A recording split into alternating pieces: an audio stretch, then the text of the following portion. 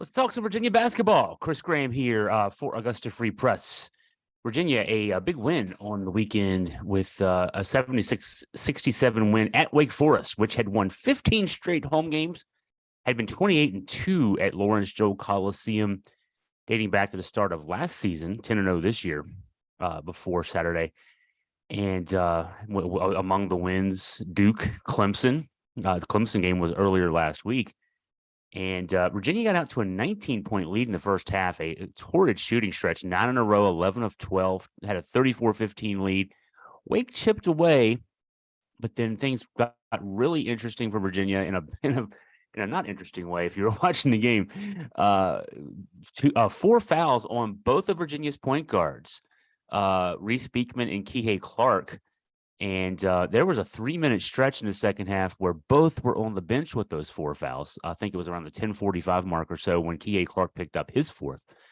And Virginia your backup point guards both play, right? Your point guard and your other point guard both play in the starting lineup. So there's no backup point guard to put in the game. For 3 minutes, Virginia had to go without a point guard on the floor. It was really tough to obviously get through that stretch. And Wake Forest cut the lead down to 1. And you kind of knew at the under 8 timeout, that's the game was at a 1-point game, Virginia clinging to that lead, that Tony Bennett was going to have to go with at least one of his guys. Interesting. He had to go. He decided to go with both. And he said one of his assistants, he didn't name the assistant. Maybe he didn't remember the assistant in the fog of war, so to speak, in the postgame. But he said one of his assistants brought the idea up, hey, we got to bring them both, put them both back in. And Tony said that his thinking was, hey, let's see if I can find the exact quote here. It went through my mind because one of the staff said, let's go with them both. And I was like, well, if one picks up a foul, they both can't pick up the foul. You know what I mean? So his thinking was, yeah, let's put them both back out there. The offense was really struggling through that 3-minute stretch for obvious reasons. The point guards, Beekman and Clark, are the ones who, they penetrate the lane. They keep the ball moving around. And they're the ones who help create shots either in the inside the paint, or kicking back out to 3-point shooters. And without a point guard, Virginia was pretty much just passing the ball around the perimeter and see what they could find. And so you got a different mix on offense, and the defense, actually neither guy ended up fouling out. The point guards for the point guard and then the 2 guard for Wake Forest, Tyree Appleby, the point guard, and sophomore 2 guard Cameron Hildreth were the ones creating the foul trouble with their penetration. Hildreth is an interesting guy. I keep using the word interesting, so I need to find another adjective. His game is unique. For a guard, I think he made a 3 in this game, and it was his 6th made 3 of the season. He's not a perimeter shooter. If you remember watching the game, the TV cameras, the director cut to a shot of his teammates expressing shock that he made that 3 during the second half rally. He's more of a bully ball guy, and he's only 6'4", 195, so it's not like he's a unusually thick guy or anything like that. He's just really adept at backing his defender into the paint. You saw this happen a few times, backing him in and using post moves. And Wake, I'll give Steve Forbes credit. I won't give him much credit in general, but he had a really, really solid game plan. His game plan was to isolate Virginia's guards in clear out situations and make it hard. Virginia's defense, the pack line defense, works by sending help over to always have help either behind or right there directly in front of a guy in the paint. But with the way the floor was being spread, it made it really hard for Virginia's guys to do that. Hildreth got to the line 10 times. He made 9 shots at the foul line. He had 16 points, just 7 shot attempts from the field. Appleby is more of the classic point guard penetrator, dribble drive guy. He came in averaging 18.1 points a game, which was second in the ACC, 6.1 assists per game, which led the ACC. But he didn't have a great game statistically, 4 of 16 from the field, 1 of 8 from 3. But he was able to draw fouls. And so down the stretch at the 7:36 mark, when Tony went back to both Reese and Kihei being in the game, he had to change the strategy a little bit. Those guys obviously couldn't work to continue to stay in front. That was the problem. The quickness, especially of Appleby, was what was creating the fouls that were being called. Appleby only went to the line 4 times. He was getting fouled out front a lot. So they would stay whoever was guarding Beekman or Clark was guarding Appleby. They would stay in front as much as they could, but then the help behind, the guys were directed, both either Ben Vander Plas, the small 5, or Ryan Dunn, the freshman who was playing the 4 down the stretch for Virginia, were directed to help behind no matter where their guy was on the floor. And that shut things down. Appleby only had 1 field goal make in the last 7:36. He was 1 for 5 from the floor and did not have an assist. So, and after a bit, it seemed like he sort of gave up on the dribble drives because for a 4-minute stretch, nothing was working, and so he kind of pulled off the accelerator there a bit. And that's how Virginia was able to defensively hold Wake to 3 of 13 shooting in the last 7:36. The offense, of course, picked up, so that's what fueled the win for Virginia. So interesting strategy. I used the word interesting again there, but strategy working for Tony Bennett there. Among my observations, let's go to the 5 observations from Virginia's win. I noted in my pregame column on Friday that if there was any game that Tony Bennett would be mindful of revisiting his move to start Ben Vander Plas at the 5, 6'8" Ben Vander Plas, who came to Virginia as as a perimeter shooter. He's a stretch 4, and was playing off the bench a lot this season. Actually, and started in the starting lineup after his performance in the North Carolina game, 17 points in that game, and more that the lineup that Tony used to win that North Carolina game, a 4-guard small lineup around Vander Plas as a center, was what fueled that comeback. He went out with Vander Plas starting for the Florida State game, and then continued that with the Virginia Tech game. But Tony had noted that, hey, he's not stuck. He's not, committed to that lineup. And that made me think that, hey, he's thinking about this. When you look at Wake Forest, starting center 7'1", backup center 7 feet tall, the power forward is 6'10", the backup power forward 6'10". That's a big lineup for Virginia to roll out the starting lineup with Vander Plas at 6'8" at the 5, Jaden Gardner at 6'6" at the 4. Made me think that maybe he was thinking, hey, I gotta go back out there with Caden Shedrick. Shedrick played 3 minutes in the first half. 6'11" Caden Shedrick, 7-foot redshirt senior, 5th-year guy. Francisco Cafaro played 4 minutes, and all in the first half. Both those guys played in the first half, did not play in the second half. That tells you that Tony's lineup going forward, starting lineup, and his big lineup going forward, so to speak, the lineup he'll go to start and finish games, has been Vander Plas at the key, at the 5. Vander Plas didn't put up huge numbers in this one. 8 points on 3 of 7 shooting, 7 rebounds, 2 assists in 29 minutes. Had a little bit of early foul trouble. That's why his minutes were not over 30. But he outplayed his opposite numbers. Matt Marsh, the 7'1" sophomore center for Wake Forest, a starter, played 25 minutes, had 4 points, 4 rebounds. His backup, the 7-footer Davion Bradford, did nothing in his 3 minutes off the bench. Nothing meaning no shot attempts, no rebounds, nothing to show for. Somebody coined the term trillion for that kind of performance back in the NBA back in the day, with all the the number of minutes played and then all the zeros across. He had a 3 trillion from that perspective. And again, I noted that Shedrick and Cafaro did not play in the second half. So I think what you're seeing there is that Ben Vander Plas is the 5 going forward for Virginia.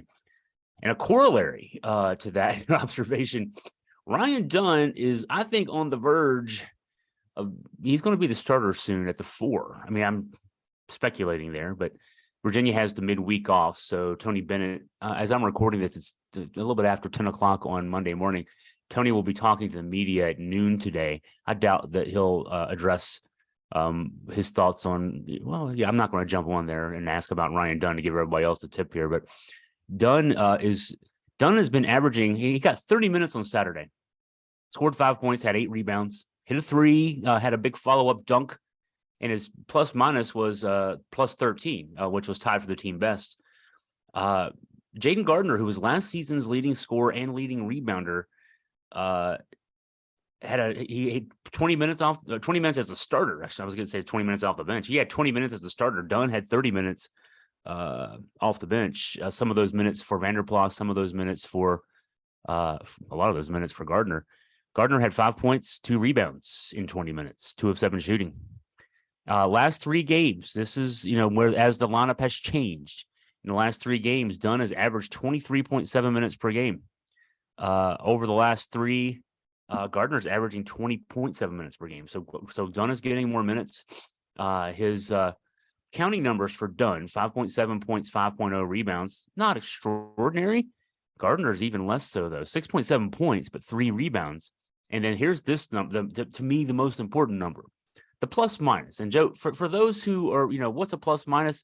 It's basically the score, the margin when you're on the floor. It's taken from hockey, the plus minus in hockey. And I love the concept because it can measure things like the value of your defense, team defense, and other, your not just what you score, but also just what you do when you're on the floor, right? So Dunn's cumulative plus minus over the past 3 games is plus 22. Plus 22. Virginia over the past 3 has won the games by a combined plus 28. So he's been on the floor for a lot of the plus margin, right? Gardner's plus minus -7. That tells you a lot.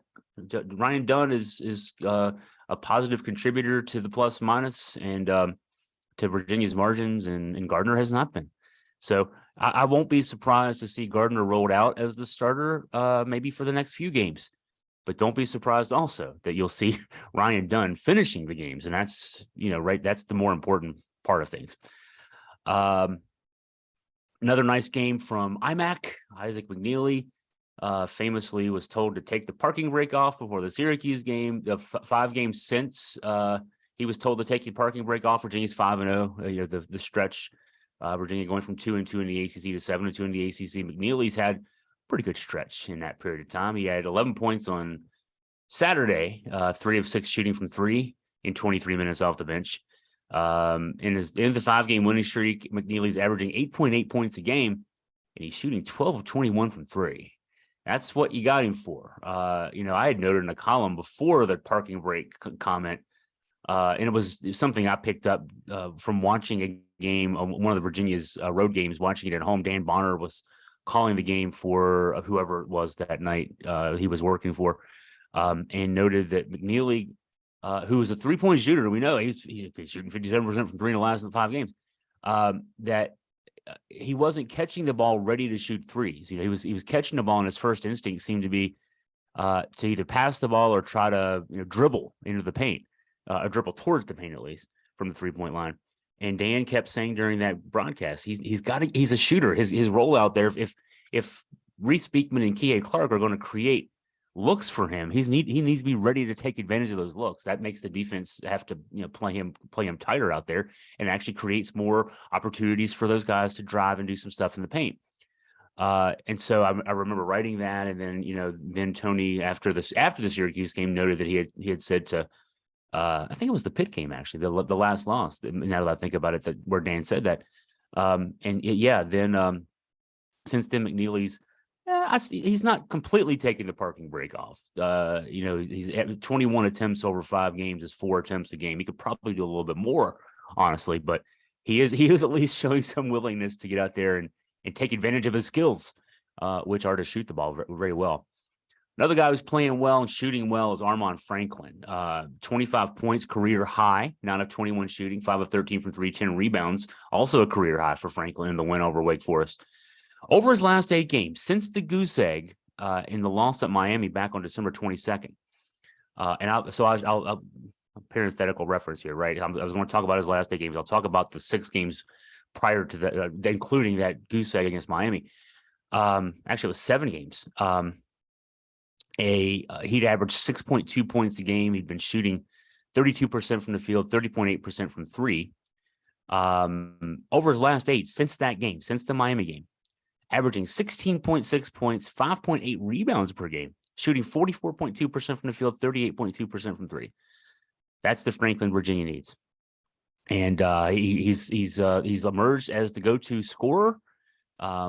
His shooting has helped, the guys like K.A. Clark and Reese Beekman, because, when you can kick it out to both him and IMAC on the three-point line, and they can do what they do, then it makes defenses more honest when they have to consider what to do. Do they try to double the ball out of the hands of the guards?